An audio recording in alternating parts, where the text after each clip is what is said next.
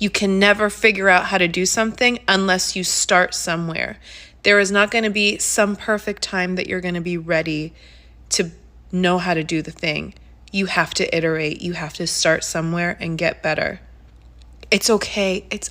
Listen, I'm here to tell you, it's okay that you don't know how to do the thing. It's okay that you can't perfectly do the thing the first time. But do not allow that to paralyze you from taking action in the first place, because then time will continue to pass and you will ask yourself, why didn't I just start sooner? If I started sooner, I would have been there by now. Get started now. Take one small step today towards one of your dreams. Just one small step. This is the most insecure generation I have ever seen, bro. You know that amount of people that have massive plans and dreams and they just want to do crazy things. But the last thing that always comes out of their mouth is, I don't want to be cringe, bro. I feel like it's going to be cringe. What the hell is cringe? Genuinely, spell it out. What is cringe? For me, the way I see cringe is when someone puts themselves in an uncomfortable situation and they're unfamiliar with it, they associate cringe with it. But you know, the only people that actually succeed out of all of these people are the people that can use cringe to their benefit and genuinely use it as power. Because you need to understand, in order to stand out, in order to do massive things, you need to go against the grain, bro. A lot of people just sit at home texting people saying, oh, that guy's cringe, bro, that guy's cringe, when in reality everyone's cringe till they make it. Because you're in a bad environment, you're in a toxic environment. What do you expect? When you are in the right environment, you don't need to ask to flourish, you just flourish. You coming in with so much light actually makes them feel like, damn, we all here have dimmed our light and you are coming in shining like that. Like, why are you trying to hold a mirror to us? So you have a choice. Either join them by dimming your light and joining them, or walking away and finding your people. Hi everyone, I'm Sis on Space. Welcome to my channel. I have one question for you. For how long are you going to sit down and watch so many inspirational videos? Watch so many videos on how to start? Like, you've watched hundreds of videos on how to start and you already know how to start. Maybe you've even bought the stuff to start. So now what's stopping you? I want to know. I'm curious. Why? Why are you still sitting there on your talents and your dreams? Why? Who's going to do anything to you? I'm asking for the girl who is afraid to be out there, who's afraid to be seen. Why are you afraid to be seen? Don't you think you're so beautiful that you have to be seen? Don't you think people care so much that you have to be seen? Don't you think your people are out there somewhere who cares to see you? Anytime I'm about to do a video, or even before I started doing YouTube, I had that doubt too. I had it. All the doubts and all the fears you have right now, your favorite YouTuber, you're the most famous person on this world, has even felt that before. The most powerful motivational speaker, for the first time they spoke on wherever they spoke on, I'm sure they felt that before. Who's going to listen? Who do I think I am to tell someone or to encourage someone or to motivate someone? You are the image of God. You have all the power to do that. You do. And I have been through my own situations and I feel the need, or I feel like I am qualified to say something to someone, because everyone who has been through something is so unshaken. It's like, if you've been through the most in your life, what could YouTube do to me?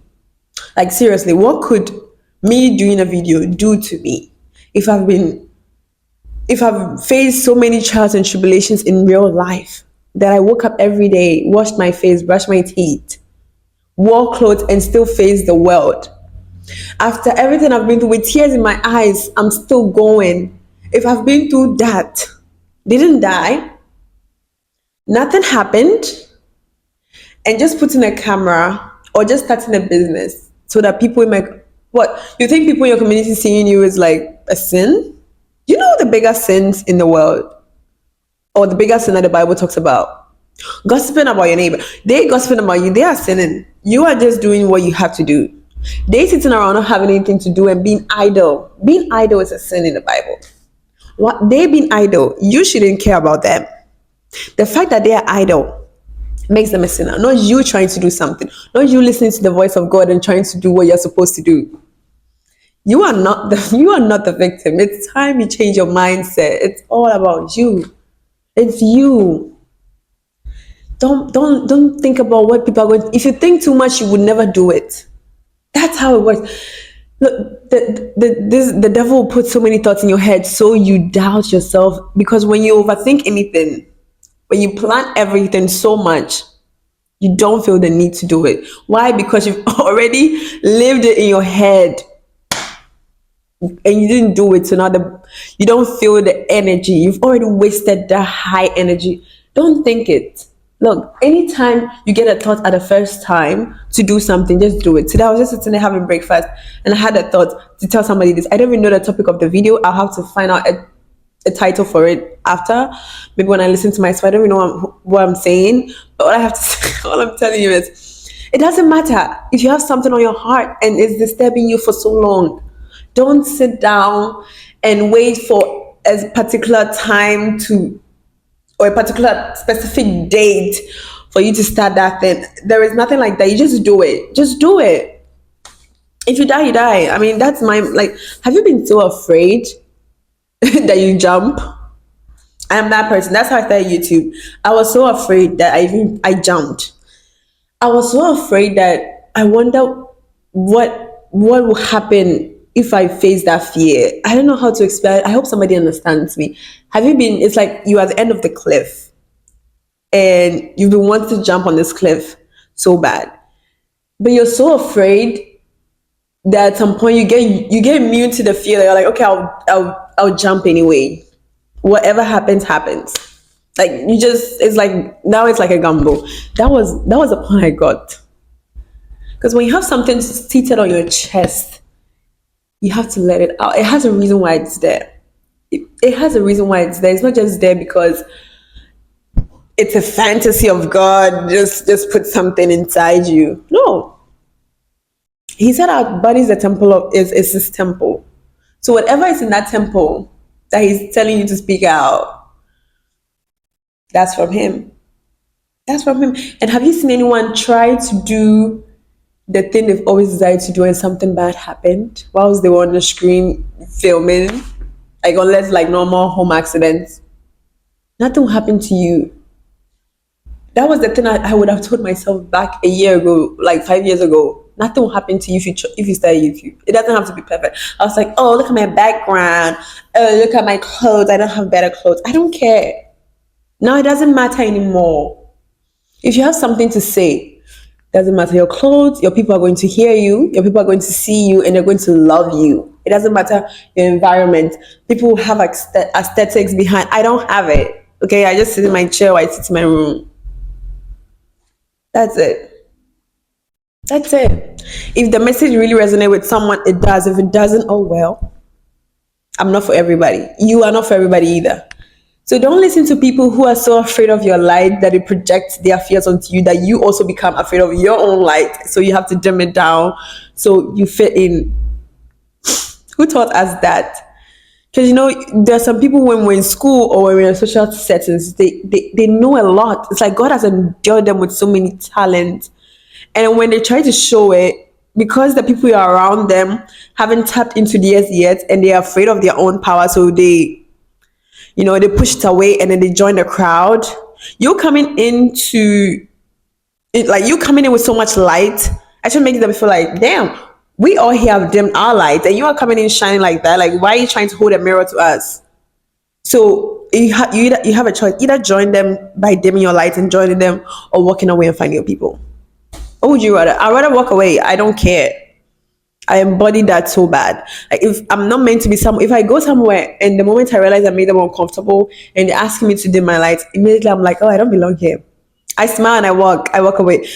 I don't walk away feeling bad. I walk away smiling because I'm like, I wonder who my people are. I can't wait to meet them. And I can't wait to meet my real people who are going to accept and be like, I love you. like, I love the way you, I love the fact that you're not afraid to shine, and they're also not afraid to shine. And it's like, wow, we got this. Rather than being in a place whereby I always have to be in a corner, and then even if I have something in me that I want to express or an opinion, I'm forced to swallow it and be down. You feel powerless. You feel so powerless.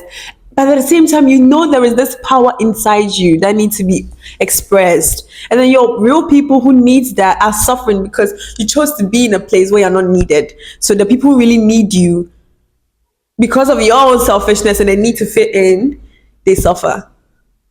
And that's a sin you do to yourself because you never get the abundance you deserve in your life.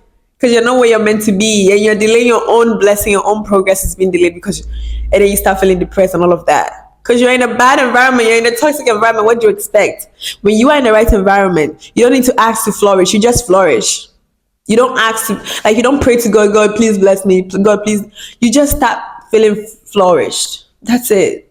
It happens naturally, like it flows.